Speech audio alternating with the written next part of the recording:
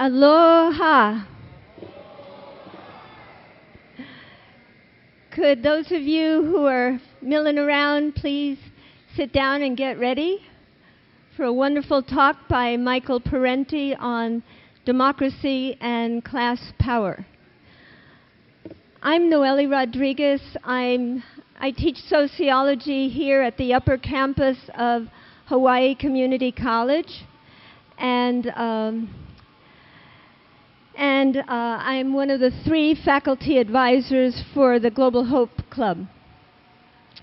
What I am going to do now is introduce somebody who, for most of you, does not need an introduction.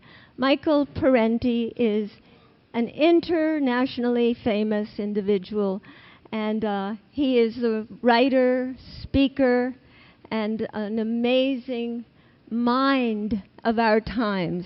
I think of him actually as a philosopher because his search and passion for truth, I think, is our salvation. He is an outstanding public intellectual and one of the giants of our times.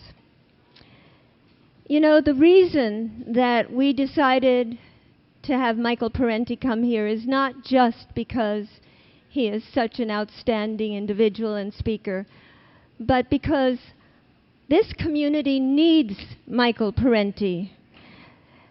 This community,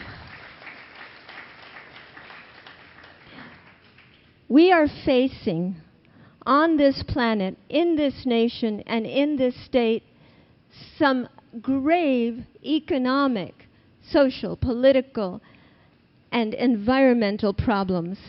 And the ideas and thoughts of Michael Parenti, I think, are critical for our dealing with these things. So we hope at Global Hope, and all the student groups who help make this possible, that tonight will affect you and start the conversations that we need to start in this community to deal with our many problems.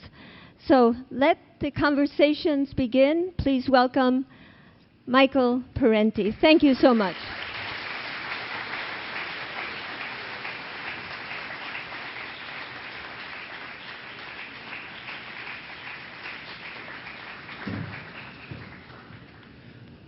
Well, thank you, Noelle, for that introduction. Why did you hold back, though? I don't understand. I mean, no, that was really so generous, really too generous. Thank you. I want to talk to you really about this great force that has actually imprinted and impacted upon history in a way that maybe no other force has, and that's capitalism. And I want to talk to you about how it looms today as a threat not only to democracy, but to even our survival and our environment. You know, the history of capitalism has been a history of dynamic production, vast expansion of markets, the accumulation of private fortunes of a kind that make the ancient emperors look like second stringers. It's been a history, though, of both prosperity, productivity, and poverty. We often note how wealth and poverty are there in unfortunate juxtaposition. We'll say, oh, I was in Guatemala or wherever, and there are these wealthy big homes there, and then there are all the poor shanty town, and so much wealth and so much poverty just right next to each other. How unfortunate. Well, it's not an unfortunate incident. In fact, it's a dynamic interrelationship. Those two things are like that because of they serve each other. The wealth of the few, and this was true not only for capitalism, but for feudalism and for slaveocracy, for every class society. The wealth of the few rests upon the poverty of the many.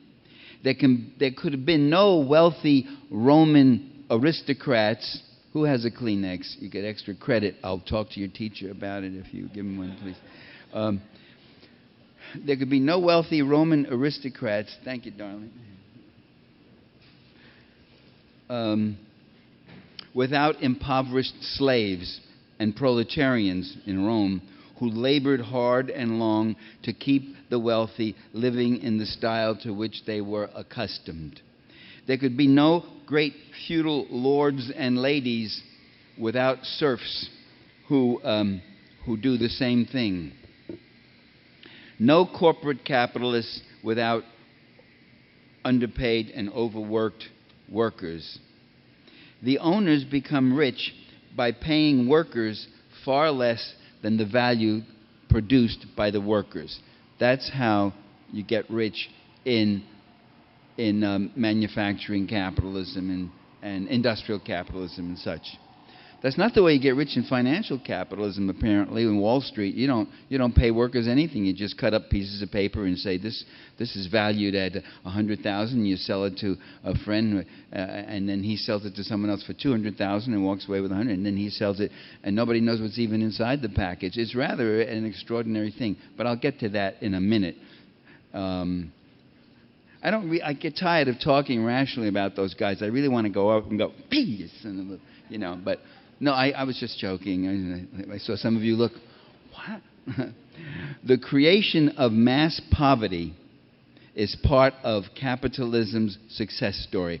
By the way, when I mean capitalism, immediately people say, what about the mom and pop store, people who work together, and have an idea and then create a nice service and they hire 3 people and create 3 jobs and all that.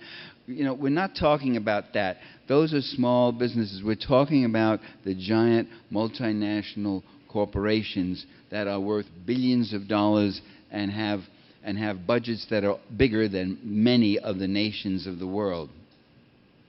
Capitalism works better in impoverished Indonesia than in prosperous Denmark or Sweden or Finland. From the perspective of the capitalist, it does. In Indonesia, there's no customer service or consumer safety regulations. There's no environmental protections to speak of. There's no minimum wage or child labor laws. There's no occupational safety laws. There's no protection for collective bargaining. There's no publicly funded or employer-funded health services.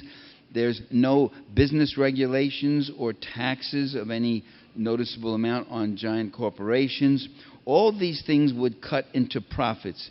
Instead, it's caveat emptor, the buyer beware, or the worker beware also. Indonesians just die earlier than do people in the European social democracies. In other words, given all of that, given this rolling back, which is the goal of the right-wing free marketeers in this country today, given this absence of government except in that one area, which is the police state and the military. We've got Indonesia has a very powerful police state and military, but nothing in terms of human services and all these other protections I just mentioned. Given that, investment expenses are much less and profits are greater. It's the free market in its purest and dirtiest form. In the social democracies, there are all these costly services and regulations. The margin of profit is less. There's more investor wealth, a higher rate of return than, say, in a country like Denmark or even Germany or France. More worker poverty, more public poverty, absence of public services. The success should be measured by whose interests are served. Cui bono, the Romans said. Who gets it? Who benefits from it? Who gains from it? The goal is not prosperity for the populace, but capital accumulation for the plutocrats. The capitalist state protects the haves from the have-nots, securing the process of capital accumulation to benefit the moneyed interests and the propertied interests.